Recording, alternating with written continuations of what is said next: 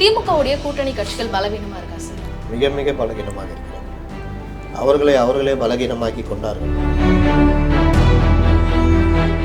40,000 ரூபா இருந்தப்போ 5,000 ரூபாய் கேட்ட உதயநிதி ஸ்டாலின் இன்னைக்கு 1,20,000 ரூபா தங்கம் அதே ஒரு பவுன் இருக்கும் பொழுது 3,000 ரூபா கொடுக்குறாரு. சரி, முதல்வரையாவது ஏமாத்துறாங்க, பழைய ஆள் கொஞ்சம் இறக்க சுபாவம் உள்ளவர், அவரை ஏமாத்துறாங்கன்னா நீங்கள் ஏமாறாமல் இருக்கணும். இவரும் சேர்ந்து ஏமாறுகிறார். எப்படியாவது முதலமைச்சர் ஆகணும், நமக்கு பிறகு இவர் தான் வரணும் அப்படின்னு பிரம்ம பிரயத்தனம் பண்ணுறாரு ஸ்டாலின். அது நடக்குமானா நடக்காது. ஏன் நடக்காதுன்னா, நீங்கள் மக்களால் வெறுக்கப்பட்டுக்கிட்டே வர்றீங்க. ஒவ்வொரு செயலிலையும் ரேஸ் நடத்துறீங்க, உங்களை வெறுக்கிறாங்க. இவர் கூட்டி வச்சிருக்கிற அந்த கூட்டம் இருக்குல்ல, அது எல்லாம் தண்டகரமாக இருக்குது. 25-30 வயசில் வந்துக்கிட்டு ஏதாவது ஒன்று உருட்டிக்கிட்டு நாங்கள் அந்த இது வச்சுருக்கோம், ஸ்ட்ராட்டஜி இந்த ஸ்ட்ராட்டஜி வச்சுருக்கோம் கொண்டு வந்து பண்ணுறாங்க. உண்மையிலேயே உதயநிதி முதல்வராக அரசியல் அலசல் நேயர்களுக்கு வணக்கம். நம்முடைய சிறப்பு நேர்காணலில் இணைந்திருப்பவர் மூத்த பத்திரிகையாளர் திரு முத்தலிஃப் அவர்கள். வணக்கம் சார். வணக்கம் சார். பொங்கல் பரிசாக 3,000 ரூபாய் முதல்வர் அவர்கள் அறிவிச்சிருக்காரு. கடந்த ஆட்சி காலத்தில் அதிமுக ஆளுங்கட்சியாக இருக்கும் போது 5,000 ரூபாய் கொடுங்கன்னு சொல்லிட்டு சொன்னார். பட் இவர் இப்போ ஆட்சியில் இருக்காரு. மொத்த கூட்டி கழிச்சு பார்த்தாலே இவருடைய ஆட்சி காலத்தில் 5,000 ரூபாய் தான் கொடுத்துருக்காரு. இதை மக்கள் எப்படி பார்க்குறாங்கன்னா, இந்த 3,000 ரூபாய் கூட எலெக்ஷனால் தான் கொடுக்குறாங்கன்னு சொல்கிறாங்க. எப்படி பார்க்குறீங்க சார்? அவங்க கேட்டப்போ 5,000 ரூபா கொடுக்க சொல்லி உதயநிதி சொன்னார்ல. ஆமாம் சார். அன்னைக்கு பண மதிப்புக்கு 5,000 ரூபா சொன்னார். அன்னைக்கு தங்கம் விலை 40,000 ரூபா இருந்தது. அப்போ 5,000 ரூபான்றது 8ல் ஒரு பகுதி. ஓகே, 8 5 40. இன்றைக்கி தங்கம் விலை 7,000 ரூபா 8,000 ரூபா விற்கிது. அப்போ 5,000 ரூபான்றது கேட்டால் இன்றைக்கி அந்த பண மதிப்பு அதிகம் தானே. ஆமாம், 8,000 ரூபா தானே விற்கிது தங்கம். 12 ஒரு பவுன் 8,000 ரூபா தானே. இல்லை சார், நீங்கள் பேசாதீங்க, நான் கலாச்சிக்கிட்டு இருக்கிறேன். அன்னைக்கு கேட்டப்போ ஒரு பவுனு 40,000 ரூபா, 5,000 ரூபா கேட்டப்போ. இன்றைக்கி 3,000 ரூபா கொடுக்குறப்போ ஒரு பவுன் 40,000 ரூபாலேருந்து இன்றைக்கி கிட்டத்தட்ட ஒரு 10,000 ரூபா அந்த ரேஞ்சுக்கு வந்துடுச்சு. அப்போ தங்க விலைக்கு அன்றைக்கி இதுக்கு 8ல் ஒரு பங்குனா இன்றைக்கி 10,000 ரூபா இருக்கும்போது 3,000 ரூபான்றது 3ல் ஒரு பங்கு தானே. எவ்வளோ பெரிய தொகை. பெரிய போங்கு எடுத்த மாதிரி நீங்கள் அன்றைக்கி 5,000 ரூபா கேட்டார், இன்றைக்கி 3,000 ரூபா தான் கொடுக்குறாங்கன்னா என்ன இது? அப்படி பாருங்கள், திமுககாரங்க பார்வையில் பாருங்கள். நீங்கள் வழக்கமாக பார்க்குற மாதிரி பார்த்தீங்கன்னா உங்களுக்கு பக்குன்னு இருக்கும். என்னடா அன்றைக்கி 40,000 ரூபா இருந்தப்போ 5,000 ரூபா கேட்டார், இன்றைக்கி 1,02,000 ரூபா ஒரு பவுனு. அதுவும் நகையாக வாங்க போனீங்கன்னா செய்கூலி சேதாரம்னு போட்டு அப்புறம் நம்ம எதாவது குறைங்கன்னு சொன்னால் அங்கே ஒருத்தர் சப்பாரி போட்டு நிற்பார். அதுக்குன்னு அவர்கிட்ட போய் கேளுங்க அப்படின்வாங்க. உடனே அவர் பெரிய மனசு பண்ணி ஒரு 2% குறைப்பார். அப்படி இப்படி பார்த்தாலும் நமக்கு 1,20,000 ஆகிடும். ஒரு கிராமில் ஒரு செயின் வாங்கினா கூட 1,20,000 ரூபா ஆகிடும். Okay sir. 40,000 ரூபா இருந்தப்போ 5,000 ரூபா கேட்ட உதயநிதி ஸ்டாலின் இன்றைக்கி 1,20,000 ரூபா தங்கம் அதே ஒரு பவுன் இருக்கும் பொழுது 3,000 ரூபா கொடுக்குறாரு. கரெக்டாக எங்கே கணக்கு போட்டு பாருங்கள். 1,00,000 ரூபானே வச்சுக்கிங்க, வெறும் தங்கமே வச்சுக்கிங்க. வச்சாலே 30ல் ஒரு பங்கா 30 ஆமாம் 33% ஒரு பங்கு, 8ல் ஒரு பங்கு இது கொடுத்த காலத்துலேயே கேட்டவர் இன்றைக்கி 30ல் ஒரு பங்கு கொடுக்குறாங்க. கேட்டால் என்ன சொல்லுவாங்க, திமுககாரங்கிட்ட மறுபடியும் கேட்டிங்கன்னா 5,000 ரூபா சொன்னோமே கொடுக்காமல் இருந்தோமா? பொங்கல் பரிசு 5,000 ரூபா சொன்னோமா? கொடுத்துருக்குமா இல்லையா சார்?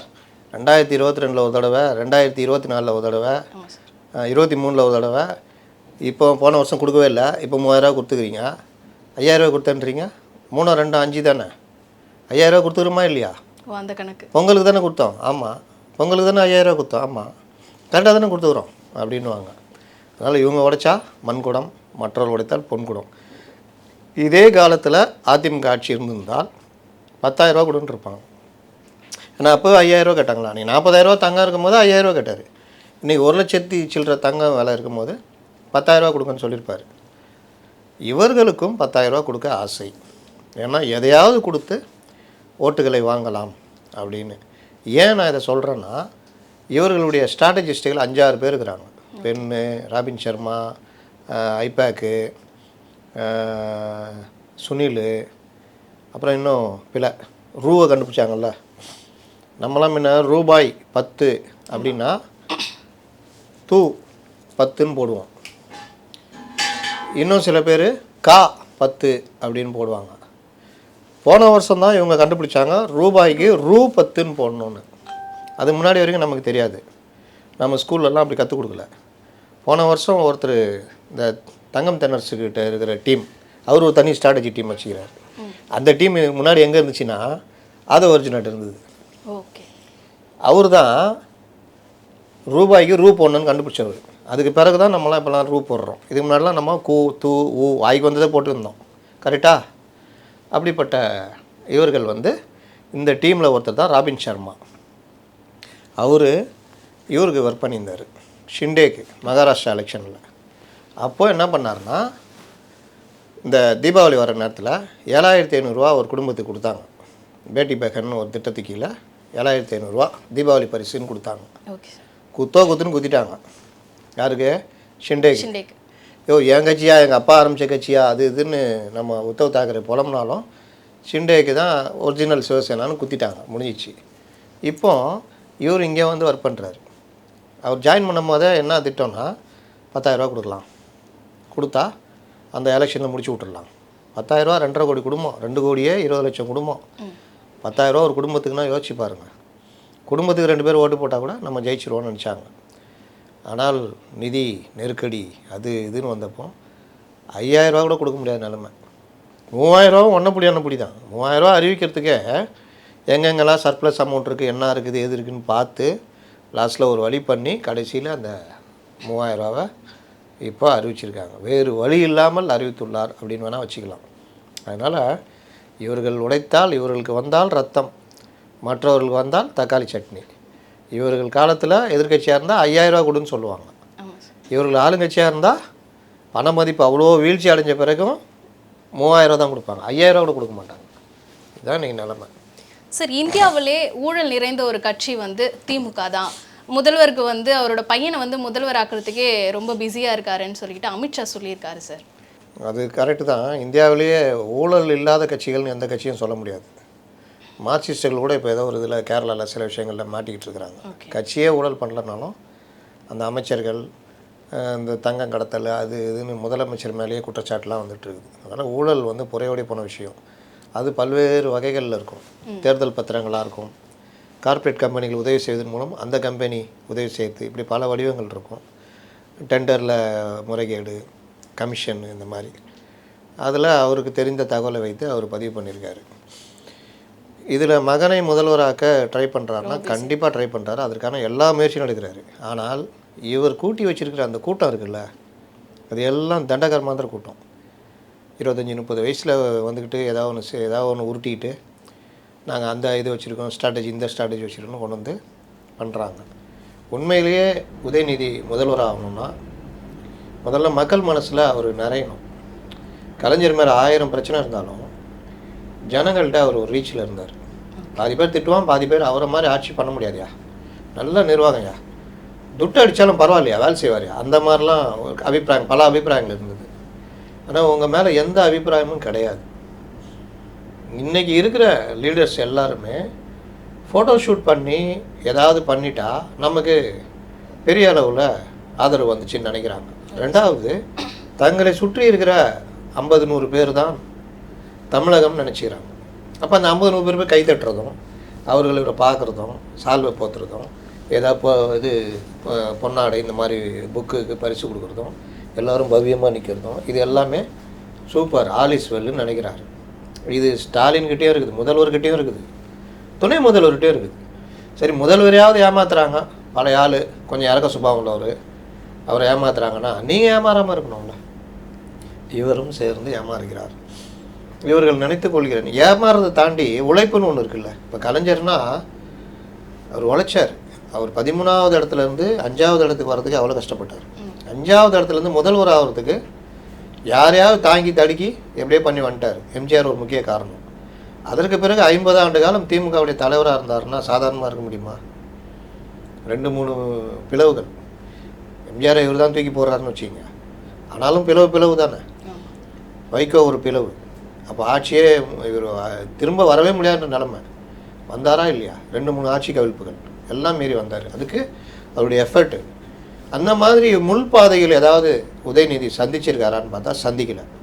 அட ஸ்டாலின் தான் சந்திச்சிருக்காரான்னு பார்த்தா எல்லாத்தையும் கலைஞர் தாங்கிக்கிட்டார். இவரை அப்படியே தூக்கிட்டு வந்து விட்டு போயிட்டார். அப்போ இந்த விஷயங்களை இவர்கள் 2 பேருமே சந்திக்கலைன்றது தான் இப்போ நடக்கிற இதில் நம்ம பார்க்குறோம். இப்போ உதயநிதி ஸ்டாலின் தான் ஒரு மக்கள் மனதில் பதிகிற தலைவராக மாறணும்னா ரொம்ப சிம்பிள். சும்மா சாதாரணமாக அதிமுக கொண்டு வந்த நலத்திட்டங்கள் அதையே கூட கண்டினியூ பண்ணி இன்னும் கொஞ்சம் கூடுதலாக பண்ணாலும் கூட போதும். இப்போ அம்மா உணவகம் இருக்குது, அதை இன்னும் செழுமையாக்குறேன். அம்மா உணவகம் அப்படியே இருக்கும், நல்லாயிருக்கும். கூடுதலாக ஐயா உணவகம் நான் திறக்கிறேன். ஐயானா ராமதாஸ் ஆகிடும், அதனால் அப்பான்னா இவர் ஆகிடும், வேணாம் கலைஞர் உணவகம்னே நான் திறக்கிறேன்ப்பா. ஒரு எக்ஸ்ட்ராவாக திறந்து இன்னொரு 200 உணவகம் திறக்கிறேன். அது நல்லா பண்ணுறேன். நான் தான் சென்னைக்கு, இவர் தானே சென்னைக்கு துணை முதல்வர் ப்ளஸ் சென்னைக்குன்னா இவர் தான். ஆனால் சேகர் பாபு சொல்லுவாருண்ணே, நீ நான் முதல்ல குறிக்கிற அந்நியார்கிட்ட சொல்லிடுவேன் அப்படின்றாப்புல. அதேமாரி இவர் வந்து கால் ஊனி பண்ணாருன்னா சென்னையில் 16 தொகுதியில் இவருக்கு நல்ல பேர் இருக்கும். சென்னை ஏற்கனவே திமுக அப்படியே கோட்டை. அப்போ நீங்கள் கூடுதலாக இந்த ஒர்க் பண்ணணும். ஆனால் நீங்கள் என்ன பண்ணுறீங்க, ரேஸ் நடத்துறீங்க. இந்த ரேஸ் நடத்துறதுனால பொதுமக்களுக்கு பாதிப்பு. பொதுவாக பார்க்குறவங்களும் கடுப்பாவாங்க. என்னையா இன்றைக்கி ரோடு ஒன்றுமே இல்லை, இவ்வளோ ரேஸ் நடத்துறாங்க, இவ்வளோ ஆணவம் பாடுறான், அப்படி போகும். சரி, இது தமிழ்நாட்டோட வளர்ச்சியாக பாருங்க அப்படின்றாரு சார் அவர். எது ரேஸ் நடத்துறதா?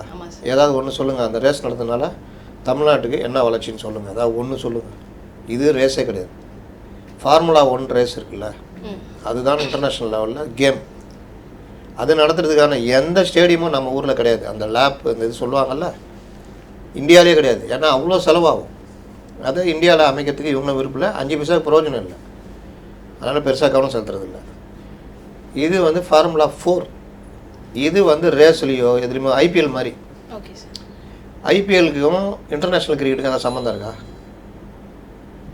4 முதலாளி சேர்ந்து நடத்துகிறான்.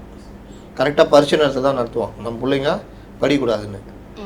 அதில் எல்லாருக்கும் ஏலத்தில் எடுத்து அவங்க நடத்துவாங்க. திமுகவில் கூட ஒரு அம்மா இருக்காங்களா, எடுக்கிறாங்கள, சன்ரைசர்ஸ் ஹைதராபாத், இவங்க தானே, இந்த குடும்பம் தானே. அப்போ இந்த மாதிரி நடத்துறது தான் ஐபிஎல். அதுக்கும் இன்டர்நேஷ்னல் கிரிக்கெட்டுக்கு 5 பைசா சம்மந்தம் இல்லை. அதே போல்றது தான் இந்த ஃபார்முலா 4ன்றது ஒரு கேம்லேயே சேர்த்தி கிடையாது. 10 பணக்காரர்கள் தின்னு கொழுப்படுத்த இருப்பாங்க. எப்படியோ பணம் வரும், அவனுக்கு பணத்தை எப்படி செலவழிக்கனே தெரியாது. அந்த மாதிரி கொழுப்படுத்தவர்கள் மத்தியில் கொஞ்சம் பேர் இந்த காரை ஓட்டி ரோட்டில் ஓட்டி ஜனங்களை ஒரு வழி பண்ணிவிட்டு போர் அடித்து போய் ட்ராக்கில் ஓட்டலாம். ட்ராக்கில் ஓட்டணுன்னா இப்போ இவரை மாதிரி போக முடியுமா? அஜித் மாதிரி அடிபட்டு செத்த போயிடுவாங்க, அதுக்கும் முடியாது. அப்போ நமக்கு ஏற்ற மாதிரி வச்சுக்கலாம். இந்த கிரிக்கெட் விளையாடுறவன் போய் விளையாட முடியாமல் இந்த பில்டிங் மேலே போய் விளையாடுனுங்கிறான்ல, அது மாதிரி. அப்போ இந்த மாதிரி ஒரு இதை அமைக்கிறது யார்? 10 பெரிய பணக்காரர்கள் சேர்ந்து ஒரு நிறுவனம் ஆரம்பித்து நடத்துறது. இதனால் என்ன யூஸ் நாட்டுக்கு சொல்லுங்கள்? தொல்லை தான். அவங்களுக்கு வேணால் ஜாலியாக இருக்கும், செம்மையாக நடத்தணும்ல, வேறு மாதிரி. இதில் வேறு பணம் பார்க்கறதுக்கு டிக்கெட்லாம் வேறு போட்டாங்க தெரியுமா? அப்போ அதுக்கான செலவு மற்ற விஷயங்கள்லாம் கோர்ட்டெலாம் தலையிட்டு கண்டிச்சது. 42 கோடி ரூபா செலவுன்னாங்க. உங்களுக்கு அம்மா உணவு ஒரு வருஷத்துக்கு நடத்துகிற செலவு 39 கோடி ரூபான்னு பட்ஜெட்லேயே சொன்னாங்க. அப்போ சென்னையில் இருக்கிற 80 லட்சம் மக்களுக்கு அம்மா உணவகம் மூலிமா மருத்துவமனையில் வர்றவங்களுக்கு போகிற உட்பட 39 கோடி ரூபா ஒரு மாதத்துக்கு ஒரு வருஷத்துக்கு செலவாகுதுன்னா அது ஒரு மேட்டரே கிடையாது. ஆனால் இந்த இடத்துல இவர் இது பண்ணுறாரு. ஆண்டுதோறும் நடக்கும்னு சொன்னார். ஏன் இந்த வருஷம் நடத்தலை? நீங்கள் தானே சொன்னீங்க நாட்டுக்கு நல்லதுன்னு. நாட்டுக்கு நல்லதுன்னா இந்த வருஷம் நடத்திருக்கணும்ல, ஏன் நடத்தலை? நிதி இருக்காது, பயம். புரியுதா? நிதியில் நான் மண்ணு, அதெல்லாம் அவங்களுக்கு மேட்டரே கிடையாது. அப்போ பயம் நடத்தினா பொதுமக்களுடைய கோபம் வரும்னு. அப்போ இவருக்கு வாய்ப்பு கிடைத்தும் இவர் பொதுமக்கள் மத்தியில் மக்கள் மத்தியில் ஒரு நல்ல தலைவராக போவதற்கான வாய்ப்பு கிடைத்தும் இவர் கவனம் செலுத்துவதெல்லாம் சினிமா பக்கம், இந்த மாதிரி பணக்காரர்களுடைய எலைட்டு ஸ்போர்ட்ஸு, இந்த ஃபார்முலா 4 இதில். ஆனால் நீங்கள் யார்கிட்ட கவனம் செலுத்தியிருக்கணும்? தூய்மை பணியாளர்கள் 13 நாளாக போராடுறோம். நீங்கள் தான் துணை முதல்வர். சேகர் பாபுன்னு ஒரு அமைச்சர்கிட்ட விட்றீங்க, அவர் அந்த துறையே கிடையாது. அவர் லெஃப்ட் ஹேண்டில் டீல் பண்ணுறாரு. அவர் டீல் பண்ணுறதுனால பொதுமக்கள் மத்தியில் இன்னும் கடுப்பாகுது இந்த கவர்மெண்ட்டுக்கு எதிரான எண்ணம். பாரு, அவ்வளோ திமுறா பேசுகிறாரு இவர் அமைச்சர், இவர்னா பத்திரிகையாளர்கள் முறைக்கிறாரு, அந்த அளவுக்கு போகுது. போராட்டம் வலுக்குது. எல்லாரும் போய் போராட்டத்துக்கு ஆதரவு கொடுக்குறாங்க. ஒரே ஒருத்தர் மட்டும் வீட்டிலேருந்து கூப்பிட்டு அனுப்பிச்சு வீட்டில் வச்சு பார்க்குறாரு. அப்போ இவ்வளோ பிரச்சனை இருக்கும்பொழுது அதை ஈஸியாக சால்வ் பண்ணால் உங்களுக்கு பேர் தானே. நேராக போய் அவர்கள் மத்தியிலே சப்பனங்கால் போட்டு உக்காந்து என்ன தான் பிரச்சனை சொல்லுங்கள் ஐயா, புதுசாக ஒரு நிறுவனத்தை கொண்டு வந்திருக்காங்க, எங்களை எல்லாத்துக்கும் 5000 ரூபா சம்பளம் குறைக்கிறேன்றாங்க. என்னங்க ஐயா நியாயம்? நீங்கள் ஒப்பந்தம் போடும்போதே அவங்கள்ட்ட எங்கள் சம்பளத்தை இருக்கிற சம்பளத்தை, அதாவது நிர்ணய சம்பளம் 23,000 ரூபா, அது குறையாமல் பார்த்துக்கு தானே ஐயா கரெக்டு. கூடுதலாக ஒரு 2000 ரூபா வாங்கி கொடுத்தீங்கன்னா உங்களை தெய்வம் மாதிரி கொண்டுவோம். ப்ளஸ்ஸு ரைட்டு கூப்பிடு மேயரை, நீங்கள் யார் சேகர் பாபு, நீங்கள் அதில் தலையிடுறீங்க, கிளம்புங்க மேயரை கூப்பிடு. என்ன இது, அந்த நிறுவனத்தை கூப்பிடு, அந்த என் முன்னாடி இதில் எவ்வளோ வாங்கினாங்க அதே சம்பளத்தை கொடுக்கணும், கூடுதலாக 1000 ரூபா டார்மாக கொடுக்கணும். இது இல்லாமல் ஏம்மா உங்கள் எல்லாருக்கும் காலை டிஃபனு கவர்மெண்ட் உங்களுக்கு தரும், ஓகேவா? உங்களுடைய சர்வீஸு குறையாது, சர்வீஸை அப்படி கண்டினியூ பண்ணுற மாதிரி பார்த்துக்கிறோம், ஓகேவா? போராட்டத்தை கைவிடுங்க அப்படின்னா அந்த நீலம் அமைப்பு, பாரதி இவங்கெல்லாம் அதுக்கப்புறம் ஏமா அதெல்லாம் வேணாம் நம்ம போராடுவோம்னு சொன்னால் யோ ஓயா அந்த சம்பளத்தோட 2000 ரூபா எக்ஸ்ட்ரா தரேன்ட்டாரு, காலைல டிஃபன் வேறு ஃப்ரீயாக போடுறேன்றாரு, மகராசன் அவர் அப்படின்ட்டு போய்கிட்டே இருப்பாங்க. அப்போது 1300 குடும்பன்றது மேட்ரு இல்லை. 1300 குடும்பத்தில் ஒரு 5000 ஓட்டுகள் இருக்க வச்சுக்கோங்க, அது மேட்ரு இல்லை. இந்த பிரச்சனையை உதயநிதி தலையிட்டு சரி பண்ணார். இந்த மக்களை உதயநிதி தம் மக்களாக பார்த்தாரு, நல்லா தீர்த்தான்றது 1300 குடும்பங்களை தாண்டி தமிழ்நாடு முழுவதும் பரவும். கலைஞருடைய பேரையா அவரை தாண்டி இருக்காப்லையா? சேகர்பாபே போன்ட்டார் அம்மா, பரவாயில்லையா? ஜனங்களுக்கு ஒன்றுனா வந்து நிற்கிறாரு, இவர் தான் மனுஷன் அப்படின்னு அந்த பிரவாகம் பரவும். எம்ஜிஆர் எவ்வளோ பேர் உதவி பண்ணியிருப்பார் வாழ்க்கையில்? ஒரு 1 லட்சம் பேர் பண்ணியிருப்பாரா? ஆனால் 6.5 கோடி மக்கள் எம்ஜிஆர் தனக்கு உதவி பண்ண மாதிரி நினைக்கிறாங்கல்ல. ஏன்னா ஒன்று நல்லது செஞ்சிங்கன்னா, இப்போ உங்கள் தெருவில் போகிறீங்க, ஒரு அம்மா திடீர்னு ஏதோ இதில் ஆக்சிடெண்ட் ஆகிட்டாங்க, டக்குன்னு நீங்கள் காப்பாற்றி தூக்கி வண்டியில் போட்டு அமுச்சு அந்த குடும்பத்துக்கு எல்லாம் உதவி பண்ணுறீங்கன்னா, அந்த தெருவில் இருக்கிற எல்லா குடும்பமும் இந்த போகிறாங்கள, இது இவங்க தான் அன்றைக்கி ஆக்சிடெண்ட் அனுப்போம், ரொம்ப நல்ல டைப்பு, டக்குன்னு போய் பண்ணாங்க அப்படின்றது அவங்களுக்கு பண்ண மாதிரி நினச்சி அவங்கள பார்ப்பாங்க, மரியாதையோடு பார்ப்பாங்க. கரெக்டாக? ஆமாம் சார். இது உங்களுக்கு வாய்ப்பு தானே. ஒவ்வொருத்தருக்கு எங்கே வாய்ப்பு கிடைக்கும்? ஒரு அதிகாரியாக இருக்கார், இந்த சிறைன்னு ஒரு படம் வந்ததா பார்த்தீங்களா? பார்க்கலையா? நல்ல படம்லாம் பார்க்க மாட்டீங்களா? அந்த படத்தில் கடைசியில் அந்த அதிகாரி, அந்த போலீஸ் ஹெட் கான்ஸ்டபிள் வகுப்பெடுப்பார். அவர் சொல்லுவார், நமக்கு குறைந்தபட்ச அதிகாரங்கள் இருக்குது, கொஞ்சோண்டு, அதை வச்சு நம்ம எதுவும் பண்ண முடியாது, ஆனால் அதை வச்சுக்கிட்டு கொஞ்சமாவது இந்த ஜனங்களுக்கு நல்லது பண்ண முடிந்தால் பண்ணுங்க, நமக்கு கொடுத்துருக்க அதிகாரத்தை குறைந்தபட்சம் நல்லது பண்ண முடிஞ்சால் பண்ணுங்க அப்படின்னு. காவல்துறையில் பலர் பண்ணுறாங்க, சிலர் துஷ்பிரயோகம் பண்ணுறாங்க. அப்போ அந்த படத்தில் அந்த வர்ற வசனம் தான் முக்கியம். அப்போ குறைந்தபட்ச அதிகாரம் இல்லை, உங்களுக்கு நிறைந்த அதிகாரம் இருக்குது. நீங்கள் சொன்னால் எல்லாரும் கேட்டு ஆகணும், ஆனால் நீங்கள் செய்யலையே. வண்டி நேராக வந்து லெஃப்ட்டு திரும்பி நேரு ஸ்டேடியத்துக்கு போச்சு, இவங்களை திரும்பி கூட பார்க்கல. அப்புறம் எப்படி நீங்கள் வருவீங்க? இப்படிப்பட்ட ஒருத்தரை எப்படியாவது முதலமைச்சர் ஆக்கணும், நமக்கு பிறகு இவர் தான் வரணும் அப்படின்னு ஒரு பிரம்ம பிரயத்தனம் பண்ணுறாரு ஸ்டாலின். அது நடக்குமானா? நடக்காது. ஏன் நடக்காதுன்னா, நீங்கள் மக்களால் வெறுக்கப்பட்டுக்கிட்டே வர்றீங்க, ஒவ்வொரு செயலிலையும் ரேஸ் நடத்துகிறீங்க, உங்களை வெறுக்கிறாங்க. இந்த விஷயத்தில் திரும்பி கூட நீங்கள் பார்க்கல, உங்களை வெறுக்கிறாங்க. ஆனால் நீங்கள் என்ன பண்ணுறீங்க? 10 பேர் ஸ்போர்ட்ஸ் போய்ட்டு வந்தால் அவங்கள கூப்பிட்டு நிற்க வச்சு ஒரு 5 லட்ச ரூபா செக்கு கொடுத்து ஃபோட்டோ எடுத்து போடுறீங்க, வேறு சில விஷயங்களில் கலந்துக்கிட்டு பண்ணுறீங்க. நீங்கள் விஜய் போகிறாரு ரோட் ஷோன்னா, அண்ணா நீங்களும் போனேன் அப்படின்ட்டு இவரும் ரோட் ஷோ போயிட்டு கை கொடுக்குறாரு, இப்போ கொடுத்தா வாங்கிக்கிறேன். அங்கே அவன் ஏற்கனவே கட்சிக்காரனை செட் பண்ணி வச்சுக்கிறான், கூட்டம் வராதுல்ல. அப்போ நீங்கள் அவங்கள என்ன நினைக்கிறீங்க? உங்களை நாடி வந்த மக்களோ அப்படின்னு நினச்சிக்கிறீங்க. கிடையாது, உங்கள் ஆளுங்களே உங்களுக்கு எதிராக உங்களை அறியாமல் செட் பண்ணி வைக்கிறாங்க. அப்போ இதெல்லாம் பார்க்கும்போது ஆமாம் விஜயை பார்த்துக்கிறோம் அப்படின்ற மாதிரி நீங்கள் நல்லா நடந்தீங்கன்னா உங்களை தேடி மக்கள் வருவாங்க. விஜய்க்கு வர்றது சினிமா கவர்ச்சி, ஆனால் உங்களை தேடி வர அளவுக்கும் தலைவர்கள் இருந்திருக்காங்க. அப்போ இந்த மாதிரி விவகாரம் செயற்கையாக எதையும் கொண்டு வர முடியாது அப்படின்றது தான். இதை தான் அமித்ஷா வேறு வகையில் சொல்கிறாரு. இது இல்லாமல் வழக்குகள் மற்ற விஷயங்கள் இருக்குது, அது தனி. சரி, இந்த கரூர்ல 41 பேர் இறந்ததற்கு காரணம் செந்தில் பாலாஜி தான் அப்படின்னு சொல்லிட்டு எல்லாருமே இதை ஆணித்தரமா அவர் சொன்னார்னா நம்ம என்னங்க பண்ண முடியும்? செந்தில் பாலாஜி எல்லாரையும் போட்டு இது பண்ண சொன்னார், நம்ம அதெல்லாம் ரொம்பலாம் இது பண்ணிட்டு இருக்க முடியாது. அவர் நயனா நாகேந்திரன் எதை வச்சுலாம் பேசுவோம், நயனா நாகேந்திரன் பேச அண்ணாமலை பேசும்போது பல வித்தியாசங்கள் இருக்கும். ஒரு குற்றச்சாட்டை கரெக்டாக வைக்கணும், ரொம்ப அதிகமாக வச்சாலும் அந்த குற்றச்சாட்டுக்கு குற்றச்சாட்டுக்கு உள்ளான ஒரு நல்லவர் ஆகிடுவார். அப்போ இந்த இடத்துல என்ன குற்றச்சாட்டு எல்லாரும் வச்சது? அண்ணாமலை என்ன வச்சார்? க்ரௌட் மேனேஜ்மெண்ட்டு தெரியுமா உங்களுக்கு? இவ்வளோ இது விஜய் தான் வந்தார், அவரால் தான் கூட்டம் வந்துச்சு. ஆனால் கூட்டத்தை கட்டுப்படுத்துறது போலீஸ் அதிகாரிகள் தானே. இப்படி நடக்க போகுதுன்னு உங்களுக்கு தெரியும்ல, அதுக்கு தானே உங்களுக்கு வகுப்பெடுத்து சொல்லி கொடுத்துட்றாங்க. அப்போ இந்த மாதிரி நடக்குதுன்னா விஜய் அங்கேயே அடித்து தோர்த்தணும்ல, உள்ளே சேர்க்கக்கூடாது. அப்புறம் எப்படி நீங்கள் அவரை உள்ளே அனுமதிச்சிங்க? இந்த மாதிரி நடக்கும், உயிரிழப்பு நடக்கணும் உங்களுக்கு தான் தெரியும், மற்றவங்களோட தெரியாது. ஆனால் நீங்கள் அதிகாரிகள். ரெண்டாவது, இந்த உயிரிழப்புக்கு பிறகு அரசு எத்தனை அதிகாரிகள் மேலே நடவடிக்கை எடுத்தது? பொதுவாக ஒரு சம்பவம் நடக்குதுன்னா அது காரணமான சிலரையாவது சஸ்பெண்ட் பண்ணுவாங்க, அதை பண்ணுவாங்க. எதுவுமே பண்ணல. அப்போ உங்கள் நோக்கம் என்ன? இப்படி தான் அண்ணாமலை கேட்டார். ஆக்சுவலாக இதுதான் கரெக்டு. செந்தில் பாலாஜி எப்படி போனார் வந்தார் அதெல்லாம் நமக்கு தேவையில்லை. அவர்கள் இந்த மாதிரி நெருக்கடி வரலாம், ஒரு 3-4 பேர் இறந்து போகலாம், அப்படி கூட சிலதை எதிர்பார்த்துருக்கலாம். அதனால் நம்ம முன்னாடியே போய் ஹாஸ்பிட்டலில் உதவி பண்ணலாம் கூட நினச்சிருக்கலாம். இல்லாட்டி ஹாஸ்பிட்டலில் பண்ணுற உதவியெல்லாம் அங்கேயே ஸ்டிக்கர் ஓட்டியிருந்தாங்க பார்த்தீங்களா, அரசு வாகனம் திமுக இது அதுன்னு. அந்த மாதிரி சில இது பண்ணியிருக்கலாம்னு நினைக்கலாம். இது விஜய்க்கு எதிராக திருப்பலான்னு நினச்சாங்க. இவரும் அதுக்கேற்ற மாதிரி ஓடி போனார். எப்படி ஓடினார் பார்த்தீங்களா?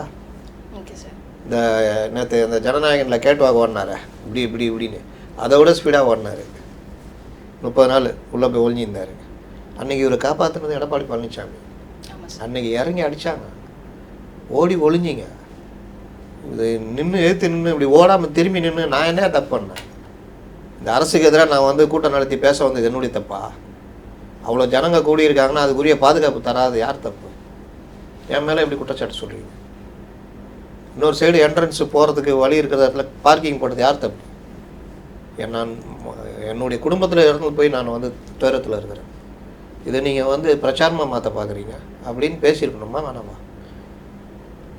துடிக்க புறமிதுகிட்டு ஓடுவார்கள்னு பார்த்துருக்கீங்களா? சொல்லுவாங்க புறமிதுகிட்டு ஓடினார் அப்படின்னா நான் முதுகு காமிச்சு ஓடுறது. அன்றைக்கி அதான் நடந்தது. சார் அதில் ஒரு சேனல்காரன் போட்டான், சார் 30 பேர் சேர்த்துக்கிறாங்க அப்படி ஓடுறீங்களே அப்படின்னு. ஒரிஜினல் விஷுவலில் அது இருக்காது. சார்னு வாங்க. இப்படிலாம் பண்ணாங்க, ஓடுனீங்க, பேச முடிஞ்சுதா? நீங்களாவது புறமிதுகிட்டு ஓடுறது தெரிஞ்சுது. ஒருத்தர் அப்படி மாயமாயிட்டார். இது மாதிரி இந்த மாயாஜால படம் மாதிரி டக்குன்னு மறைஞ்சிட்டார். அதோட சிபிஐ விசாரணைக்கு உத்தரவிட்ட பிறகு வந்தார். பொதுச் செயலாளர்னு பேர் அவருக்கு, புஷி ஆனந்த். எந்த கட்சியிலாவது ஓடி போய் பார்த்துருக்கீங்களா? பெருசான கைதாக கூட செய்வாங்க தைரியமாக தலைவர்னா அது படையை நடத்தி செல்றவன். முதல்ல நான் சாவுறேன், அப்புறமா தான் நான் பின்னாடி இருக்கேன் சாவான்றவன் தான் தலைவன் இருப்பான். முதல்ல நான் ஓடுறேன்னு ஓடிட்டார். அது ஒரு கட்சின்னு வச்சுக்கிங்க. அப்போ இந்த சம்பவத்தில் எல்லாருக்கும் பொறுப்பு இருக்குது அப்படின்றத எடப்பாடி பழனிசாமி அன்றைக்கி காலையில் பேசினார். என்னையா அவரை குற்றச்சாட்டுறீங்க? அப்போ உங்களுக்குலாம் பொறுப்பு இல்லையா? கவர்மெண்ட் என்ன பண்ணுது? போலீஸ் என்ன பண்ணியிருந்தது? இவ்வளோ ஜனங்கள் சேர்றது வரைக்கும் ஏன் விட்டு வேடிக்கை பார்த்தீங்க? இன்னும் உங்களுக்கு பொறுப்பு இல்லாத மாதிரி பேசுகிறீங்க அப்படின்னு ஒன்று தான் விஜயால் கொஞ்சம் மூச்சு விட முடியுது. மூச்சு திணறில் இருக்கிறவர் அப்படியே அப்பா நமக்காக ஒருத்தன் பேசுகிறானே அப்படின்னு. மத்தியானம் அண்ணாமலை அடித்தாப்புல, தமிழிசை அடித்தாங்க, எதிர்கட்சி தலைவர்லாம் அடித்தாங்க. கொஞ்சம் மூச்சு விட்டீங்க. இதுதான் காரணம். இதுக்கப்புறம் இப்போ சிபிஐ விசாரணை இருக்குது. இது ஒரு ஆக்சிடெண்ட்டு கீழே தான் வரும், விபத்து பிரிவின் கீழே தான் வழக்கு பதிவு பண்ணுறாங்க. அதில் யாருக்கு பொறுப்பு இல்லை, தெரிஞ்சே விட்டாங்களா, இதெல்லாம் விசாரணையில் தெரிய வரும். அதனால் இதில் நம்ம பதில் சொல்லிட்டு இருக்க முடியாது. நயனா நாகேந்திரன் சொல்லிட்டாருன்னா அது நான் என்ன பண்ண முடியும்? அவர் ஏதாவது சொல்லுவார். அதனால் குற்றச்சாட்டு கூட கரெக்டாக வைக்கணும். ஒருத்தரை பற்றி சொல்கிறீங்க, 10 ரூபா திருடிட்டான் அப்படின்னா 100 ரூபா திருடிட்டான் ஏதோ சொல்கிறீங்கன்னா ஓகே.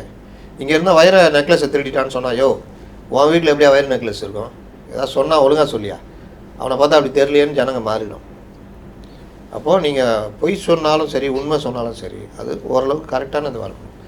இந்த அரசு அக்கறை இல்லாமல் இருந்தது, காவல்துறை அக்கறை இல்லாமல் இருந்தது. செந்தில் பாலாஜியுடைய மாவட்டத்தில் இருந்தாலும் அவரும் அதுக்கு ஒரு பொறுப்பு. அப்படி வேணால் நீங்கள் வைக்கலாம். 41 பேரை கொண்டுட்டாருன்னா கத்தியத்துக்கு குத்துனாரா? அப்படிலாம் நம்ம இது பண்ண முடியாது. ஓகே சார், இறுதியான கேள்வி சார். திமுகவுடைய கூட்டணி கட்சிகள் பலவீனமாக இருக்கா சார்? மிக மிக பலகீனமாக இருக்கிறது. அவர்களே பலகீனமாக்கி கொண்டார்கள். பெரிய வீரர் மாதிரி வந்தார் 2021 திருமாவளவன். ஒடுக்கப்பட்ட மக்களின் நாயகனாக அவர் மிகப்பெரிய ஒரு இதாக வந்தார். ஆனால் என்ன ஆச்சு? காலப்போக்கில் இந்த கவர்மெண்ட் என்னென்ன பண்ணுதோ அதுக்கெல்லாம் முட்டு கொடுக்க வேண்டிய நிர்பந்தம் ஆயிடுச்சு. இவர்களுக்காக சிலுவை சுமக்க ஆரம்பித்தார். சுமந்து முதுகில் தழும்பே வந்துடுச்சு அவருக்கு. ஒரு கட்டத்தில் இவர் கட்சியே இவர் கையில் இல்லாத அளவுக்கு போயிடுச்சு. இவர் நடத்துகிற ஒரு விழா, யார் ஆதவர்ஜி நடத்துகிற ஒரு விழாவில் அம்பேத்கர், இவருடைய தலைவராக பார்க்கக்கூடிய அம்பேத்கர் அவரை குறைத்த புத்தகத்தை வெளியிடுறதுக்கு விஜய் வந்து வெளியிடுறார் அப்படின்ற ஒரே காரணத்துக்காக நீங்கள் போகக்கூடாதுன்னு யார் டிஎம்கே மேலிடம் இவரை திருமாவளவனை நிர்பந்தம் பண்ணிச்சு. அதை மீறி அன்றைக்கி போயிருந்தா கட்சியே உடஞ்சிருக்கும். ஒரு பெரிய செட்டு திருமாவளவனே கட்சி விட்டு நிற்கிருப்பாங்க. அந்த அளவுக்கு தன் கையை விட்டு கட்சி போகுதுன்ற நிலமையில தான். ஏன்னா 3 எம்எல்ஏ அங்கே இருக்காங்க, எம்பி அங்கே இருக்கார். நாங்கள் தான் ஒரிஜினல் விசிக்கான்னு சொன்னால் ஒன்றும் பண்ண முடியாது திருமாவளவனால். ஆதவ கூட சேர்ந்து புதுசாக கட்சி ஆரம்பிச்சாதான் உண்டு. அப்போ தம்பி, நீ என்ன தான் வசதியெல்லாம் பண்ணி கொடுத்தாலும் எல்லாம் அங்கே இருக்காங்க. திமுக ஸ்போக்ஸ் பர்சனாக மாறிட்டாங்க. நான் கொஞ்சம் மிஸ் ஆனால் 30 வருஷம் கட்சி உழைப்பு கை விட்டு போயிடும். தம்பி நீ போயிட்டு வா தம்பி, நம்ம தம்பி அண்ணன் தம்பியாக இருப்போம்னு அமுச்சு விட்டாப்புல ஆதவர்ஜினாங்க. அப்போ இவர் சொன்னார் என்னை யாரும் நிர்பந்திக்கவில்லை அப்படி இப்படின்னு உருட்டினார். அதே மாதிரி இவர்களும் பாஜக கபலீகரம் செய்கிறது அதிமுகவை அப்படி இப்படிலாம் உருட்டினாங்க. 10 இடத்துக்கு மேலே நின்ன விசிகா உட்பட இடதுசாரிகள் எல்லாரையுமே 6 தொகுதிக்கு சுருக்குனது பேர் கபலீகரமா, இல்லை அதிமுக கொடுக்குற தொகுதிகளை வாங்கி பாஜக நிற்குது அதுக்கு பேர் கபலீகரமா? ஆனால் இவர்கள் கபலீகரம் செஞ்சுக்கிட்டே 63 இடத்துல நின்ன காங்கிரஸ்கிட்ட எல்லாத்தையும் பிடிங்கிட்டு 25 தொகுதியை கொடுத்தது கபலீகரம் தானே. ரெண்டாவது இவர்கள் ஆட்சியில் பண்ண எல்லாத்துக்கும் முட்டு கொடுப்பதற்காக அந்தந்த கட்சியில் இருக்கிற ஆளையே பிடிச்சி ஸ்போக்ஸ் பர்சனை மாற்றி விட்டாங்க.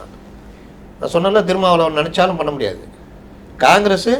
காங்கிரஸ் பிரிவினே இருக்குது. காங்கிரஸ் திமுக பிரிவினை பீட்டர் அல்போன்ஸு இன்னும் 4-5 பேர் இருக்கிறாங்க. அதே மாதிரி இடதுசாரிகள் தான் எப்போவுமே தொகுதி உடன்பாடு தான், கூட்டணி கிடையாதுன்னு சொல்லிட்டு இருப்பாங்க. இன்றைக்கி இடதுசாரிகளை நீங்கள் ஸ்போக்ஸ் பர்சன்னு திமுககாரன்னு வெக்கப்படுற அளவுக்கு பேசுகிறாங்க. ஐயோ என்ன தலைவரே, நானே கூச்சமாகுது, நீங்கள் என்ன இவ்வளோ தைரியமாக பேசுகிறீங்களா? அந்த அளவுக்கு கனகராஜ், அருணன் இவர்கள் எல்லாம். அப்போ இவர்கள் எல்லோருமே அந்தந்த கட்சியில் ஆளை பிடிச்சி வச்சுக்கிட்டு பண்ணுறாங்க. இடதுசாரிகள் பணம் வாங்க மாட்டாங்க. குறிப்பாக மார்க்சிஸ்ட்டுகள் கை நீட்டி 1 ரூபா கூட வாங்க மாட்டான்ற பேர் இருந்தது. 10 கோடி ரூபா வாங்கினீங்களா இல்லையா? அந்த அளவு அவங்கள காலி பண்ணாங்க. அப்போது இந்த கட்சிகள் ஒவ்வொரு கட்டத்துலேயும் அவர்களுடைய தனித்தன்மையிலேருந்து பலகீனமாகிட்டே போனாங்க. அதற்கு அந்தந்த கட்சி தலைவர்கள், அந்தந்த கட்சியுடைய இது எல்லாம் வந்து காரணமாக அமைஞ்சது. இது ஒரு கட்டத்தில் என்ன ஆயிடுச்சுன்னா அவருக்கு திமுக லாபமாகவும் இவர்களுக்கு நஷ்டமாக மாறிச்சு. இன்றைக்கி வெளியே வந்தால் கூட உங்களுக்கு மரியாதை கிடையாது. கம்யூனிஸ்ட் கட்சியா 10 கோடி வாங்கினா, நீ 15 கோடி வாங்கினா அப்படின்னு திருமாவளவனா இன்னும் அவ்வளோ வீரம் பேசுனா? ராஜ்நாத் சிங்கை கூட்டு வந்து நாணயம் வெளியிட்டாங்களே, எங்கே போச்சு உங்கள் வீரம்? முடிச்சுட்டு வர வேண்டியதானே. தூய்மை பணியாளர்கள் எங்கே போனீங்க? மலங்க கலந்த இதில் வேங்கை வயலுக்கு எங்கே போனீங்க? இப்படிலாம் வந்துடுச்சு. ஆணவ கொலைக்கு எதிராக என்ன பண்ணீங்க? இந்த கவர்மெண்ட்டுக்கு எதிராக என்ன தான் பண்ணுறீங்க நீங்கள் அப்படின்னு இதே கேள்வியை இடதுசாரியாக வைக்கிறாங்க. காங்கிரஸ் பற்றி கேட்கவே மாட்டாங்க. அது என்றைக்குமே இதுதான். அது இவங்களெல்லாம் கேட்குறாங்க, ஒன்றும் பண்ண முடியல. இதோ ஒருத்தர் நடைப்பயணம் கிளம்பிக்கிறாரு. கிளம்பும் போது என்னமோ போதை கலாச்சாரம் அப்படின்னாரு. சிஎம் நானும் அந்த கூட்டத்தில் கலந்துக்கிறேன்னு ஐயோ இவரை வச்சுக்கிட்டு போதை கலாச்சாரம் எதிர்னா இப்போ இவருக்கு எதிராகிடுமே, சரி அமைதிக்கான சுற்றுப்பயணம் அப்படின்ட்டு கிளம்பிட்டாப்புல. தெரியுதா இவருக்கு நிலைமை? அந்த அளவுக்கு பலகீனமாக இருக்காங்க. இப்போவும் அதே கதை தான். 6 சீட்டு தான், 25 சீட்டு தான். அந்த 25ஆவது குறைக்காமல் கொடுங்கன்றதான் இன்றைக்கி காங்கிரஸுடைய நிலைப்பாடு. இதுதான். இது தெரிஞ்சதுனால தான் சில பேர் காங்கிரஸ்குள்ளேயே கட்சியை அழிக்கிறாங்க, அது இதுன்னு கிளம்புறாங்க. என்ன கிளம்புனாலும் எங்களை தூக்கி சுமக்கிறது திமுக தான். தாவேக்கனால முடியாது. அதனால் முடிகிற காலத்தில் நம்ம பார்த்துக்குவோம். இப்போ வரைக்கும் திமுக தானே இருக்காங்க. தான் இன்றைக்கி இப்படிய நிலைமை. ஓகே சார், பல கருத்துக்களை தெளிவாக பகிர்ந்ததுக்காக ரொம்ப நன்றி சார்.